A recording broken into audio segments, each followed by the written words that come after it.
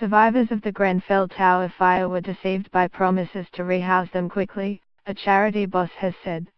About 100 households will still be living in hotels on Christmas Day, 6 months after the tragedy in West London.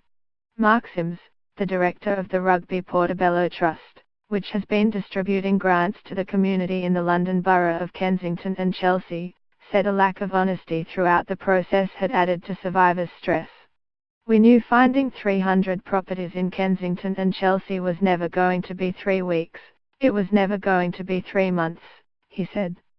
"I think people were deceived." The Prime Minister, Theresa May, initially said she hoped to rehouse everyone within 3 weeks of the fire, but the community's secretary, Sajid Javid, later told MPs the local council was aiming for a Christmas deadline.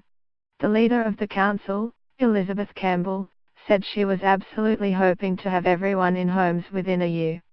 Sims said promises to rehouse survivors within 3 weeks had been ill-timed, ill-conceived and ill-judged. He said the response from volunteers after the fire had been the one bit that didn't fail. Diego Alves, who escaped with his family flat from HE13th floor of Grenfell Tower, said it was vital people were rehoused as soon as possible so they could begin prioritizing their mental health, and the focus could be fully on the public inquiry and criminal investigation. "We've seen so many broken promises," said the 20-year-old, who is looking for temporary accommodation. "We'll rehouse you in 3 weeks, we'll rehouse everyone before Christmas, we'll rehouse everyone within 12 months. You see how they are changing the narrative? I'd much rather they were honest." 49 households have moved into permanent homes and 57 are in temporary accommodation, but 101, including 17 families with 34 children, remain in hotels, according to the council, which said it had been honest from the outset regarding rehousing pledges. It said its sole promise had been to secure 300 homes by Christmas, and that every household had received an offer of accommodation. Local legal and campaigning groups, however, have said that many of these offers have been either outside the borough, unsuitable or in other tower blocks.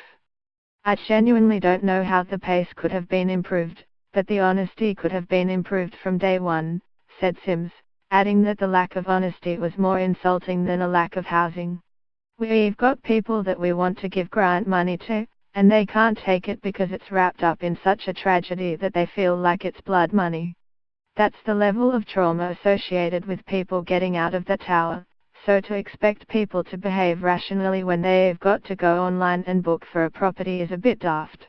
It needs to be a much more personal, honest relationship with somebody who can navigate you through. And they've been slow to get that."